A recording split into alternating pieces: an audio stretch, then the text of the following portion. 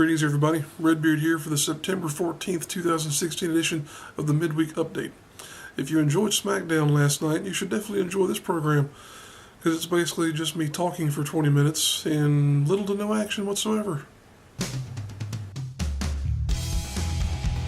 Number 5 story of the week is that Vince McMahon has been injured during a training exercise. This is one of those stories where you kind of wonder, well, how did that even get into the press? Not quite sure. WWE.com did run this as a story, so we do know it's official.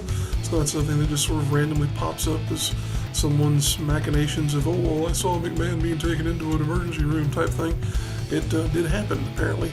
And this was like we mentioned, a training injury that looks to have happened while he was doing some squats and whatnot. It's important to point out that McMahon is 71 years old. Yeah, 71.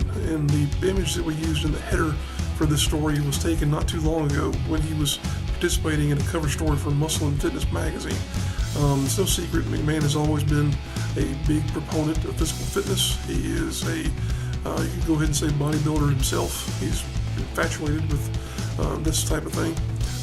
But to say that this is definitely going to stir up allegations of, should he be exercising that strenuously at his age? Is he possibly using something that is deteriorated his muscles to the point where they're now more susceptible to tears and whatnot? Of course, this goes back to the old steroid scandals and all that type of thing. It's just a story and a headline that stirs up a whole bunch of prior history and stuff that's come up in the past. So this does look like it's going to be an injury that will require surgery. No timetable really for his return to action. I don't think it's been published. But it just bears pointing out that this is an injury he's had before, so he's somewhat used to this, I should say, because back, you may remember, during the 2005 Royal Rumble pay-per-view, during a segment in one of the main event matches, he attempted to enter the ring, and just by virtue of climbing into the ring as vigorously as he did, he tore both quads at the same time. Yeah, pretty weird scenario there as well, but regardless, we do hope that good old Vince gets back on his feet there sometime soon and can return to running the company as well as we all know he's capable of doing.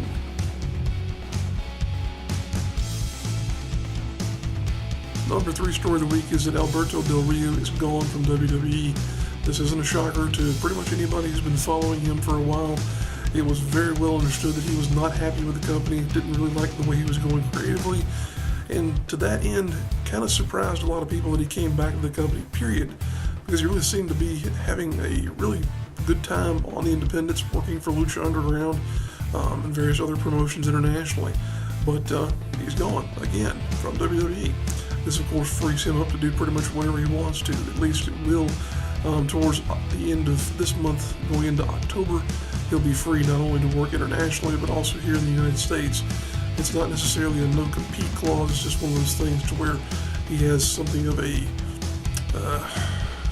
opportunity, per se, to work in Mexico before he does here in the United States. But he's going to be going back to the Alberto El Patron persona, which is essentially the same thing as Del Rio, just with a different last name. No sign of him returning to anything like an MMA-type career or anything along those lines. The other interesting aspect of this is that he's expressed a real desire to begin scaling back the number of dates that he works per year. He was talking during a press interview that he gave after the announcement came from WWE that he had been released, that he wants to work around 60 dates a year, which is not many. That's basically once or twice a week, which he's not exactly up there in age, but at the same time he's had a long enough career to where his body is going to start to feel the wear and tear, and he can, of course, get the type of money that he wants to for those performances. So there's no shame in scaling back your schedule there at all for someone like him. But it does look like he's going to be able to enjoy a lot of opportunities to have not only matches here in the United States, but also all across the world, Mexico, Puerto Rico, Japan, all over Europe. He's a hot commodity, so he'll be just fine. The other interesting aspect of this story, of course, we have to mention Paige, his love interest, real life love interest now, of course, as well. Been some interesting things about her going around. There was some talk of the possibility that she might have hired legal representation to see about getting out of her current WWE contract. But here within the past 24 hours, it's been revealed that she's scheduled to return to the road with the Raw crew next week. She's booked to be on Raw next Monday in Memphis, Tennessee, and then at their live events for the week thereafter. So it appears as though maybe there's been some communication established between parties involved there, and maybe it's cooled off for the time being. Could be that they've just decided, you know what, we've got another year or two for our relationship to continue.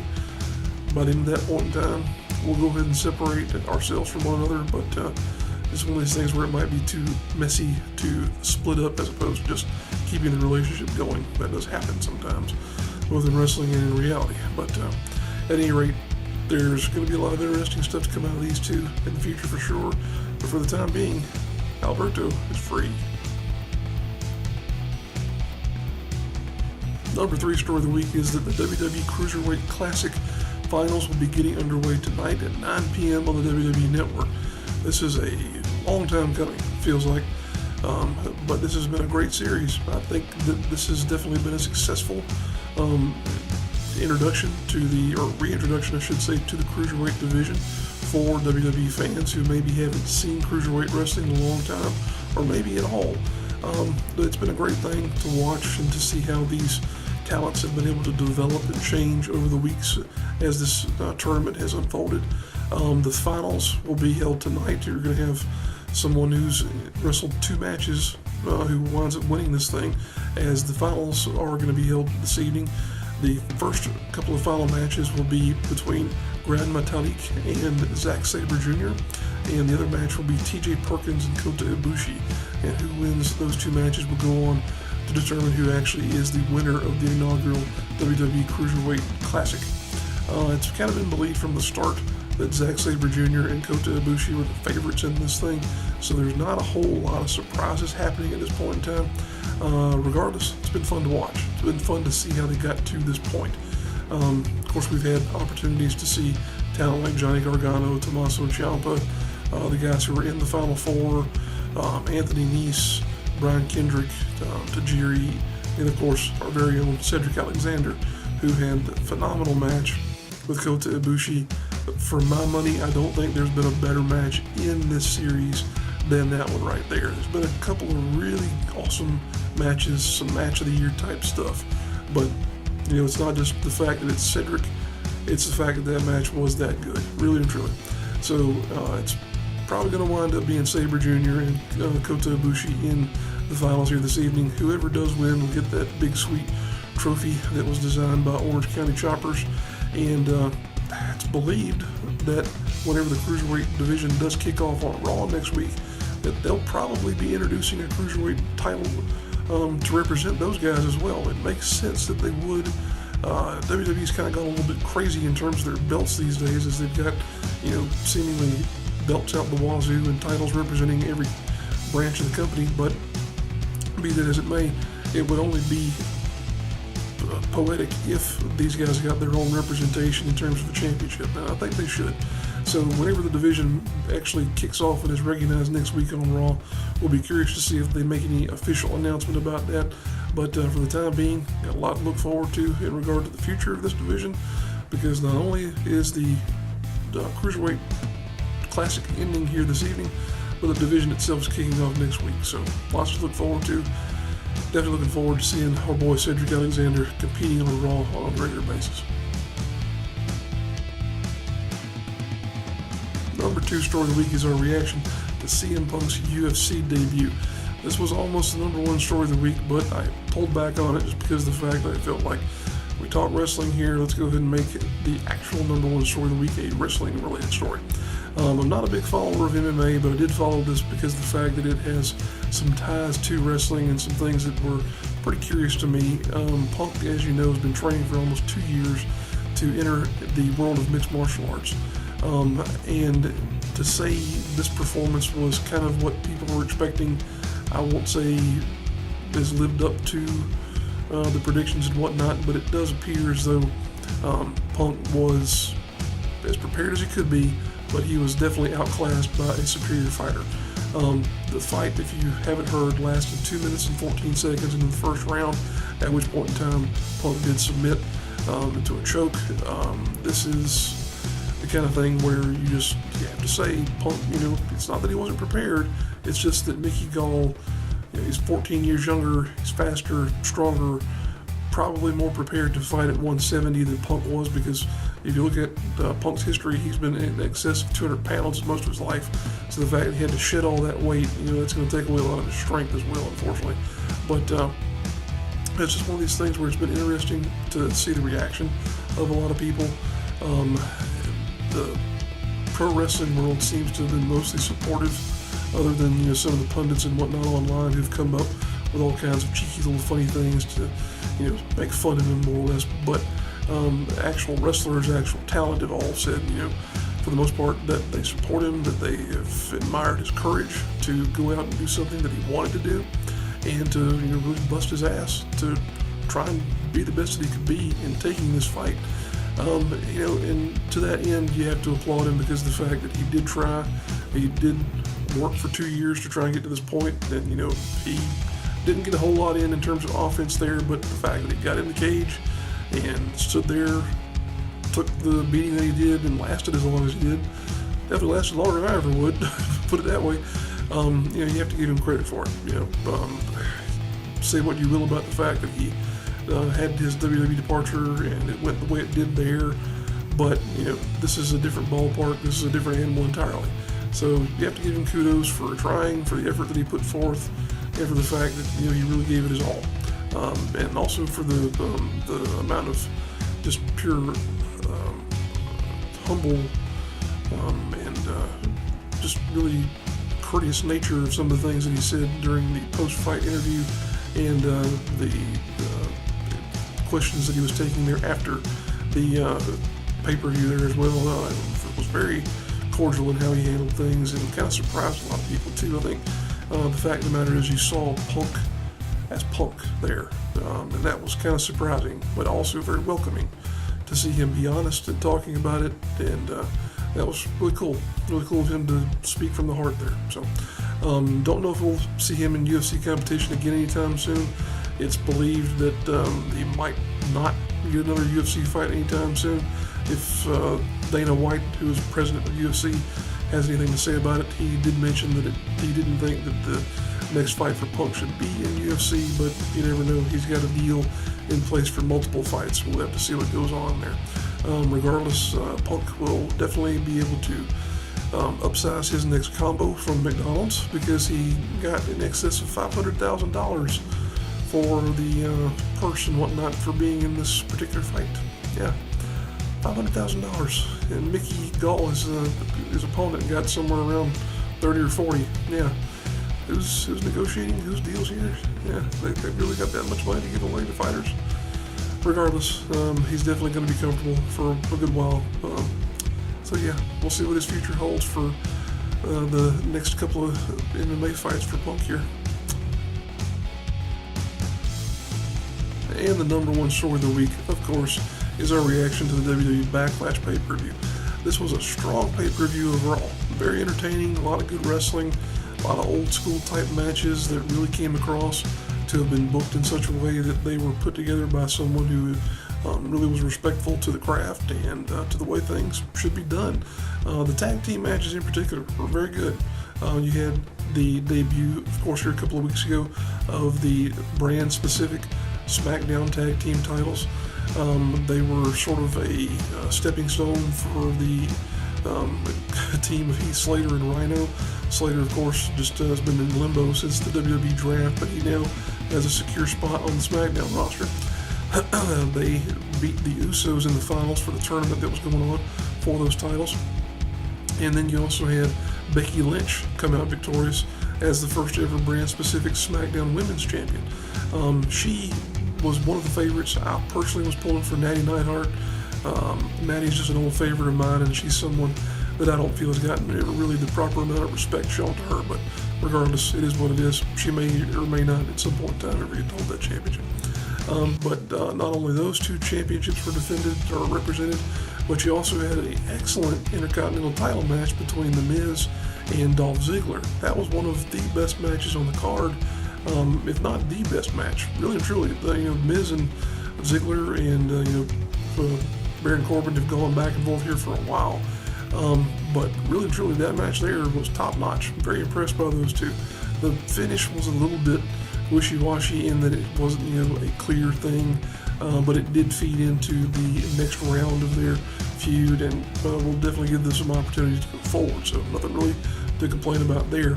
The big action on the card, though, was of course the WWE World Championship match, which was Dean Ambrose attempting to defend against the phenomenal one himself, AJ Styles. Of course, Ambrose lost the championship to Styles.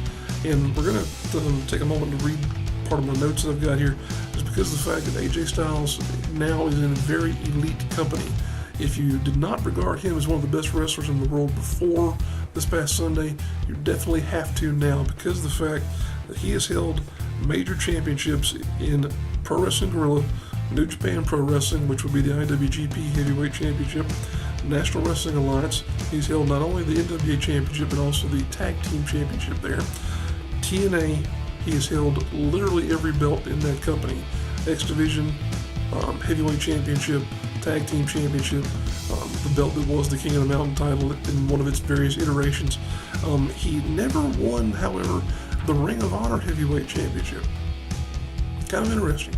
He did win the Ring of Honor Pure Championship, which was a belt that they had representative of them for a long while, but it's not there any longer. However, it was the one that he had. It was kind of almost their version of an X Division Championship. But still, the fact of the matter is, AJ Styles now has cemented his legacy as someone who is in the top echelon of performers. He has to be up there with guys like Ric Flair and your Stone Cold Steve Austins and all the others, and just the guys who have really been a trademark and a landmark in terms of setting this industry on its ear with what he's done. And be very interesting to see what they do going forward, because if you watched SmackDown last night, John Cena returned, so it appears as though he's going to be feuding with AJ, and also Dean Ambrose is still involved with that feud there as well. So lots going on, lots of interesting things happening with that feud, with that belt, and with those talents that are involved there. But also of interest is the fact that we got a busy weekend coming up here with the local shows that are happening. To our knowledge, there are 15 shows that we're going to be covering here in the next segment of the show, but there are a couple that we don't have posters for. So there may be as many as 17, possibly 18 shows happening around the Carolinas and Georgia this weekend. That is a tremendous amount of wrestling. The fact that you have that many options as a fan to go see wrestling this weekend leaves you with no reason to stay at home, unless you just have like a sick pet or a sick family member or something like that. Even then, take grandma's oxygen tank with you and go to the show. No, not really. Don't do that if she's really that badly infirm. Leave grandma alone. But regardless, plenty of opportunities for you to get out and enjoy some wrestling this weekend in the Mid-Atlantic.